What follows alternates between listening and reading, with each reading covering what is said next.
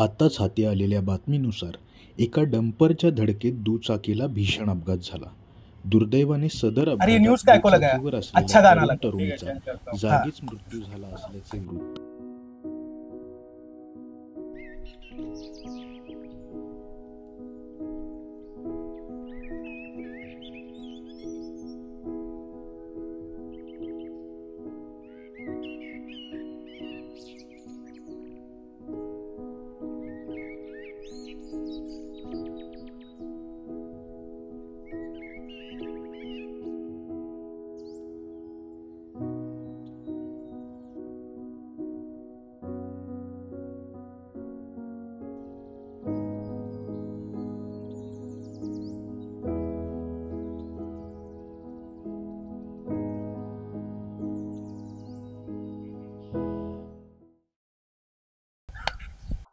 Madam, कुठे हरवलात?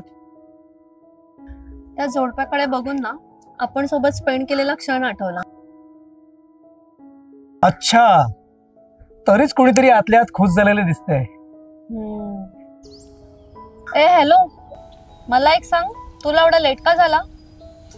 कधीपासून इथे एकटीच बसून आहे मी.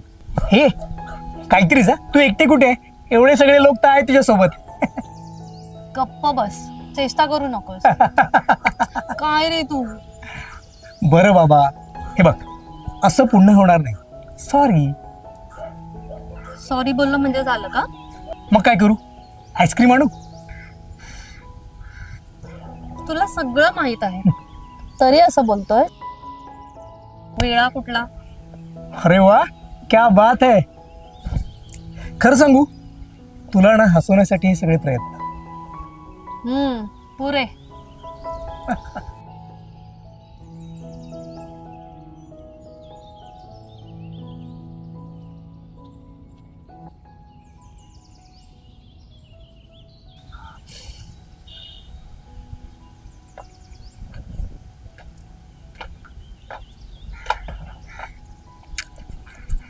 कल्याणी,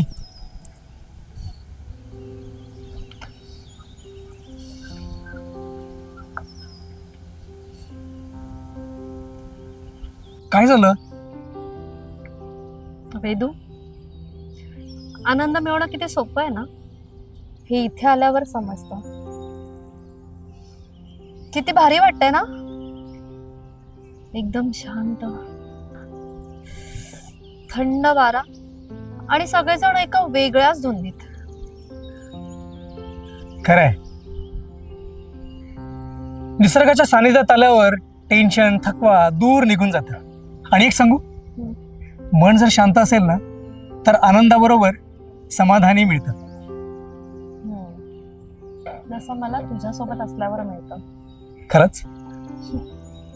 अगं कल्याणी, ऐक ना. कल्याणी, प्रत्येकाने लाईफ मध्ये असा वेळ काढायला पाहिजे. निसर्गाच्या सानिध्यात मन रमवायला पाहिजे. हो ना, या धावत्या लाईफस्टाईल मध्ये ना माणूस आयुष्य जगायचंच विसरून गेलाय.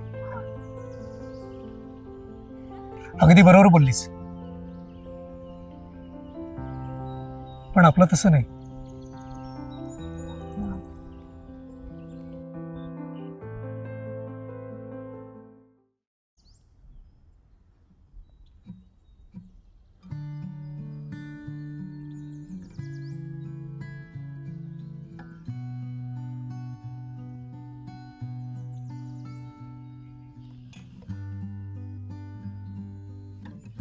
कल्याणी, काय झालं?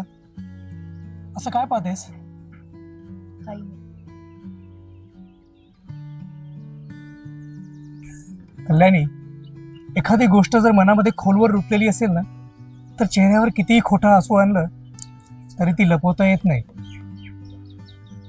आणि ती डोळ्यातून सहजपणे व्यक्त होते. आणि ते मनापासून प्रेम करणाऱ्या व्यक्तीलाच जाणवतं, जसं तुला जाणवतं. हो की नाही? मग सांग बरं, काय झालं? तो मुलगा पाहतोयस, आज आपल्याला सुद्धा असाच मुलगा असता ना.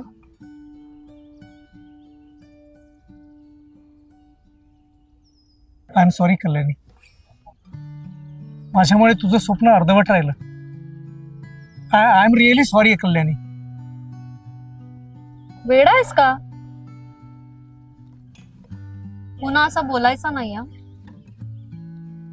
आज आपण दोघं एकत्र आहोत हे काही कमी आहे का? अगं पण तुझी साथ आहे, तू माझ्या जवळ आहेस, माझ्यासाठी हेच खूप महत्वाचं आहे. खरंच एवढं प्रेम करतेस माझ्यावर?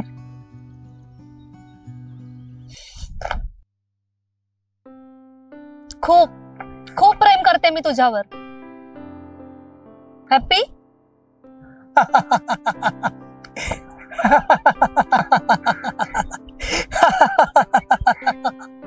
काय झालं हसायला?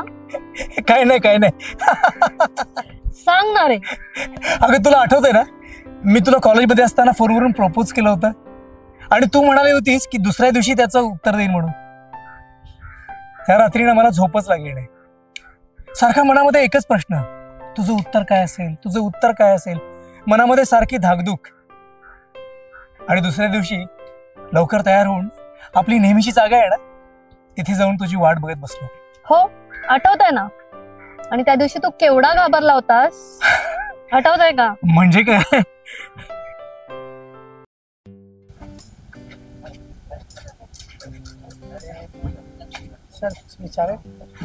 थोड़ी देर के बाद.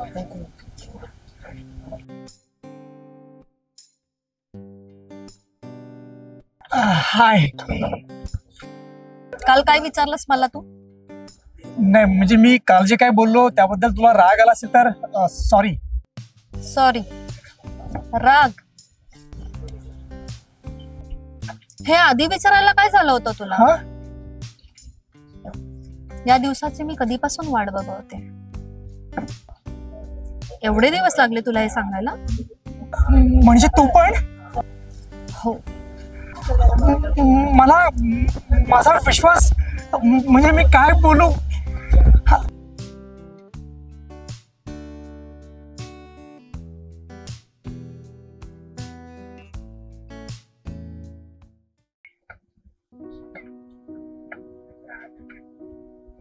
हे कुठे हरवलास? काही नाही, काय छान दिवस होते नाही ते. हो ना. वेदू, हं? किती मजा करायचो ना रे आपण कॉलेजमध्ये असतानाच. खूप धमाल करायचो आपण सगळेच. हो ना, मी सुद्धा खूप मिस करतोय. आणि आता तर सगळेजण आपापल्या कामामध्ये बिझी झाले. पण मला ते दिवस आठवले ना की खूप भारी वाटतं. तो कॉलेजचा कट्टा, त्या गप्पा, ती मस्ती, ती कटिंग चाय. आणि हो, महिन्यातून एकदा तरी पिकनिक असायचीच असायची. हो ना. आय ऑल्सो मिस यार. आणि आता तर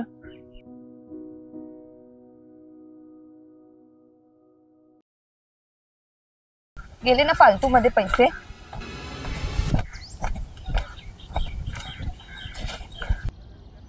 तुला आधीच सांगितलं होतं ना, हेल्मेट घेऊन ये. बसली ना फाईन. झाली चूक, परत नाही होणार. बस.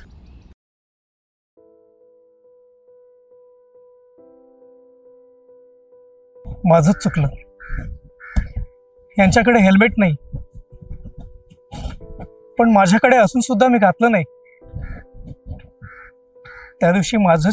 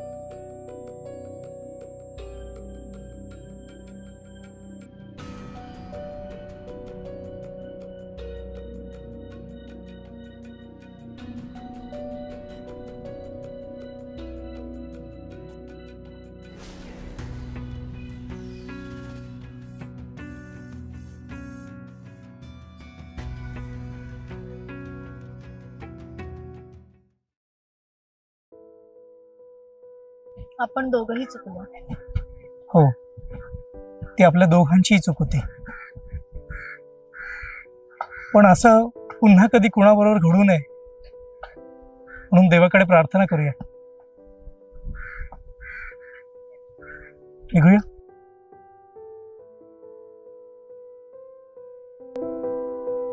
बेधुंद होऊन प्रेम नक्कीच करा, पण बेधुंद होऊन वाहन चालू नका आणि कायद्याचे उल्लंघन तर अजिबात करू नका. हेल्मेटचा वापर करा, कारण जीवन अनमोल आहे.